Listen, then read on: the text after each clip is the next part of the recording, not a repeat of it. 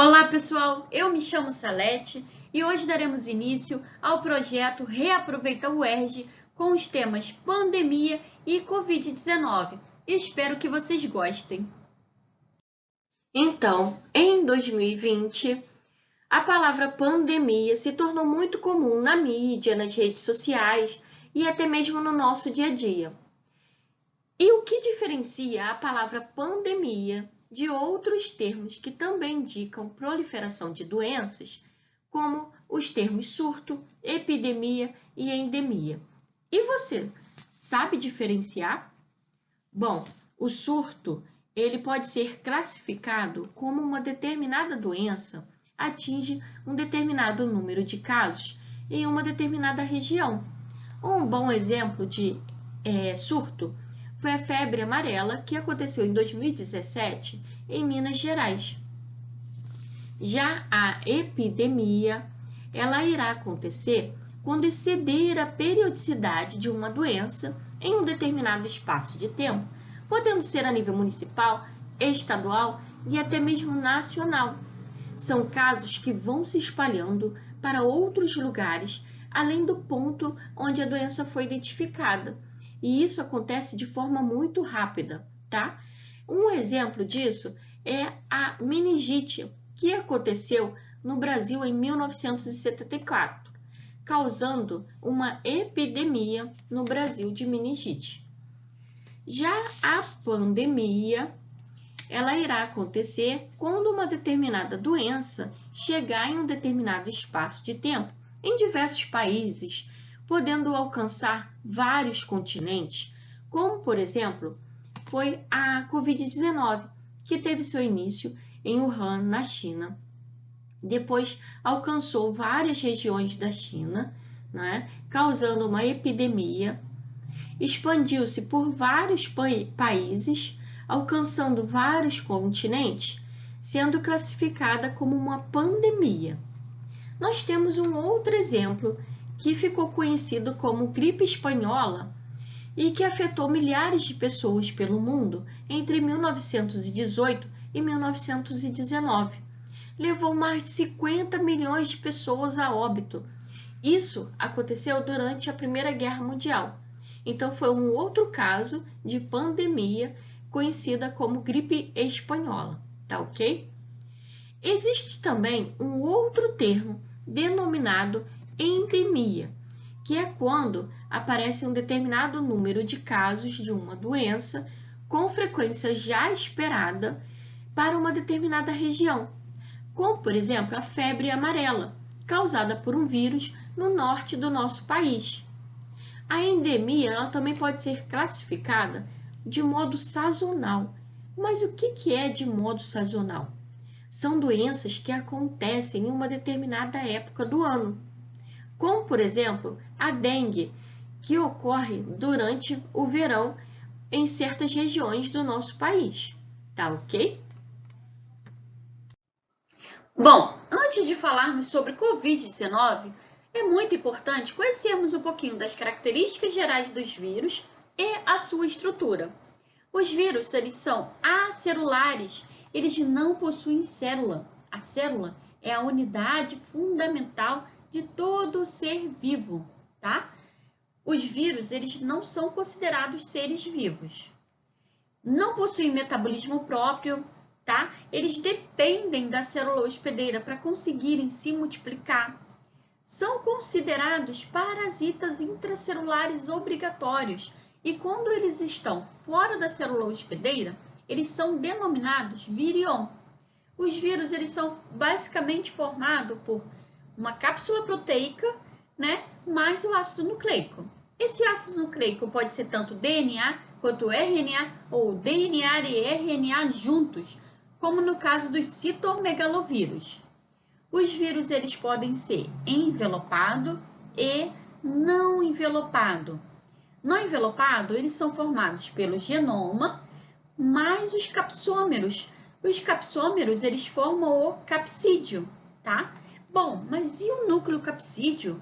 O núcleo capsídeo, ele é formado pelo genoma e pelo capsídeo.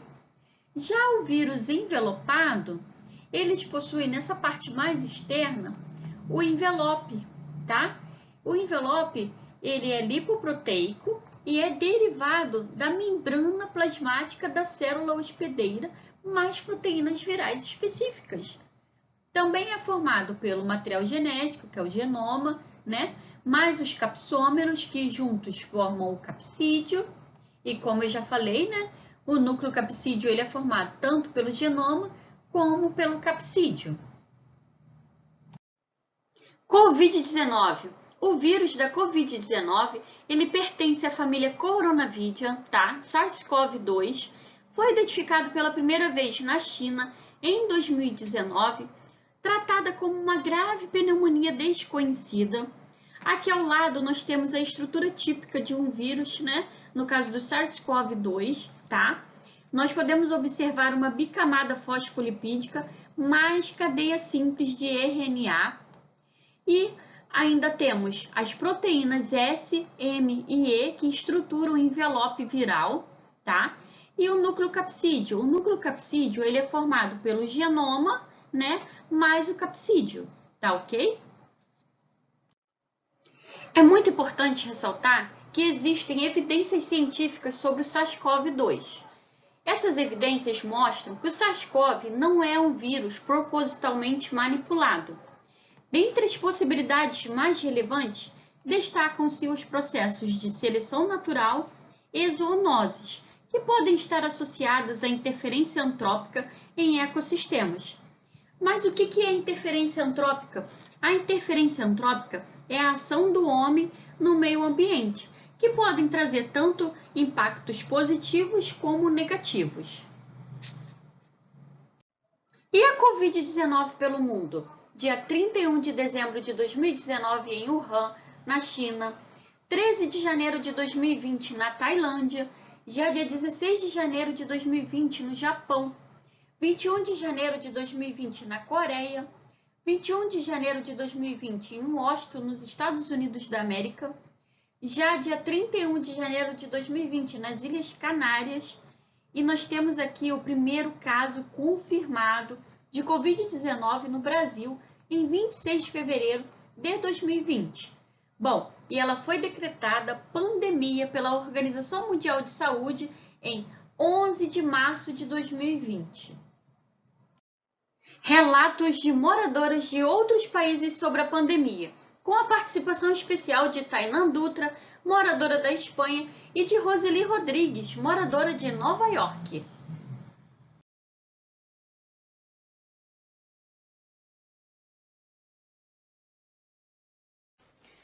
Oi, meu nome é Tainan, eu moro na Espanha, Barcelona, e hoje eu vou falar um pouco para vocês de como que tá a pandemia do Covid-19, como foi em 2020 e como está atualmente em 2021.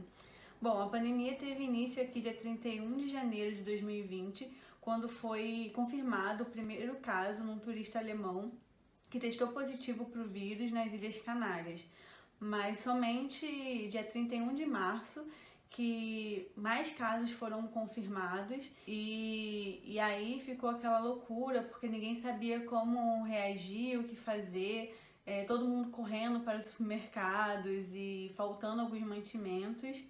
E daí no dia 14 de março o governo decretou lockdown por 14 dias e aí dia 29 de março o governo anunciou que a partir do dia seguinte os trabalhadores não essenciais tinham ordens de permanecer em casa. Então, somente aquelas pessoas que eram essenciais, como policiais, profissionais da saúde, pessoas que trabalhavam em mercados, poderiam sair das suas casas para trabalhar. Todo o resto da população deveria se manter em casa. No dia 25 de março, o número de pessoas falecidas ultrapassava o número de falecidos da China continental e só ficava atrás da Itália, onde tinham mais casos.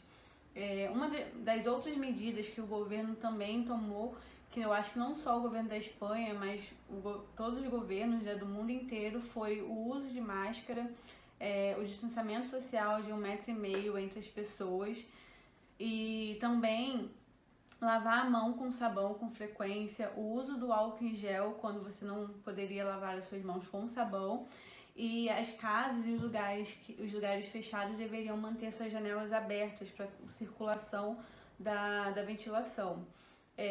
Também aquelas pessoas que tiveram contatos com pessoas que foram confirmadas com Covid deveriam se manter em casa, em isolamento, ou procurar o atendimento médico mais próximo da residência. A situação atual hoje, dia 11/5/2021, é que na Espanha os casos diagnosticados com Covid passam do número de 3 milhões de pessoas e de pessoas falecidas acumuladas desde 2020 até hoje, 2021, passam dos 78 mil. Bom, atualmente a Espanha ela já está vacinando sua população, infelizmente de uma forma um pouco lenta do que a gente esperava.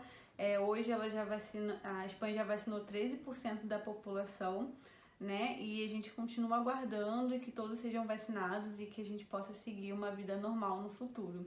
E é isso, espero ter ajudado e um abraço para vocês. Tchau, tchau.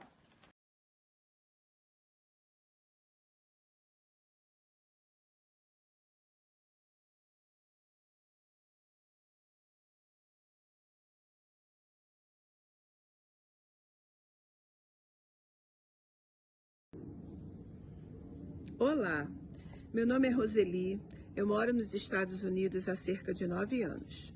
O primeiro caso de Covid-19 que nós tomamos ciência aqui foi em março de 2020 e foi tudo muito difícil. Não sabíamos, exatamente o que fazer, a não ser cumprir as medidas rígidas do governo, que eram uso de máscara obrigatório, distanciamento social e uso de álcool gel quando não tínhamos acesso a água e sabão, que é muito importante para evitar o contágio do Covid. Os hospitais ficaram lotados, como em todos os outros lugares, mas aos poucos eles foram conseguindo controlar isso. Atualmente está tudo assim mais liberado, as igrejas voltaram a funcionar, os shoppings, os ambientes públicos, mas tudo com o controle da quantidade de pessoas que cabem naquele ambiente. Essa semana surgiu uma notícia de que não é mais obrigatório o uso de máscaras, somente nos trens e lugares com muita aglomeração de pessoas. Isso aí vai ficar a cargo de cada um. Eu, por exemplo, mesmo já estando vacinada, tomada minhas 2 doses de vacina, eu vou continuar com o uso da minha máscara, com o uso de álcool gel quando eu não tiver acesso a água e sabão. O fato de estarmos vacinados não é a garantia de que não iremos ser contaminados por esse vírus. É muito importante o cuidado e o distanciamento social. Aqui nós temos o SARS-CoV, o MERS-CoV e o SARS-CoV-2. Os 3 causam a síndrome respiratória aguda grave, sendo que o SARS-CoV ocorreu em 2002 e infectou 8.422 pessoas e causou 916 mortes em todo o mundo. Já o MERS-CoV, ocorreu no Oriente Médio em 2012, causou um total de 1.401 infecções e 543 mortes. O SARS-CoV-2 ele teve início lá em 2019 e já infectou pelo mundo, até dia 1º de setembro de 2021, mais de 218 milhões de pessoas e já levou mais de 4 milhões de pessoas a óbito.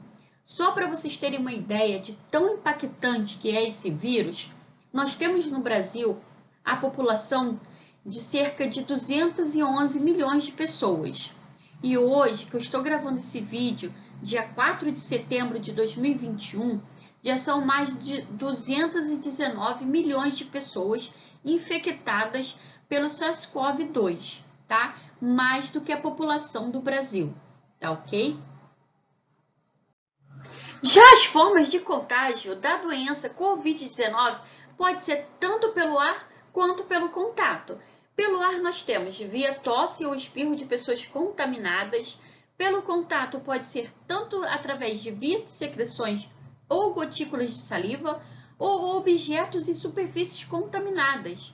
É importante relatar para vocês que o SARS-CoV-2 pode se manter ativo por diferentes períodos. Até 2 horas e meia na poeira, até 4 horas sobre o cobre, até 24 horas sobre o papelão e até 72 horas sobre materiais plásticos e aço inoxidável. Tá ok? E as medidas de prevenção para a Covid-19? Cubra o nariz e a boca ao espirrar e tossir, evite aglomerações, mantenha os ambientes bem ventilados, use máscara, lave as mãos com água e sabão ou use álcool em gel quando não for possível utilizar a água e o sabão. Por que lavar as mãos com água e sabão? Bom, a ação da limpeza do sabão no combate ao vírus da Covid-19 está associada à existência de forças intermoleculares existente em ambos os componentes.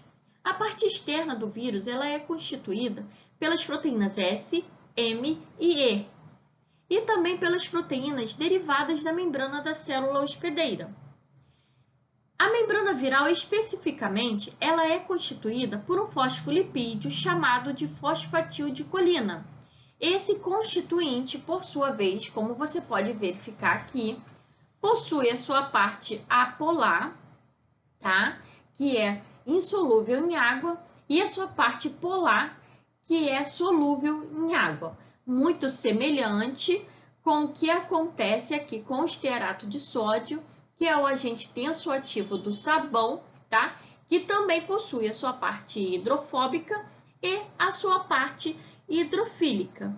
Sendo que quando o sabão entra em contato com o vírus que está alojado em nossas mãos, a parte apolar do sabão fica paralelamente à parte apolar do fosfolipídio, tá? Fazendo com que ocorram interações de Van der Waals. Já o grupo carboxilado se coloca também em contato com as cabeças polares do fosfolipídio, né? Estabelecendo entre eles interações dipolares e iônicas, fazendo com que ocorra um arranjo muito favorável, no que resulta na formação da micela, tá? Que por fim, esta é carreada pela água durante a higienização. O sabão literalmente desmonta o SARS-CoV-2 e muitos outros vírus. Segundo a Organização Mundial de Saúde, lavar as mãos com água e sabão é a maneira mais simples e efetiva de eliminar o SARS-CoV-2, ok? Aqui nós temos as recomendações. Lavar sempre as mãos com água e sabão por no mínimo 20 segundos, para que o sabão tenha tempo de agir no combate ao vírus, fazendo com que ocorra a desagregação das membranas virais, tá? E as proteínas S, M e E separam-se da membrana. E uma coisa muito importante, porque sem a proteína S, o vírus não consegue penetrar na célula humana. E vamos de referências, tá? Caso vocês queiram consultar as referências, fiquem à vontade. Aqui nós temos mais referências. Finalizando aqui as referências. E muito obrigada e use máscara e até a próxima palestra. Tchau!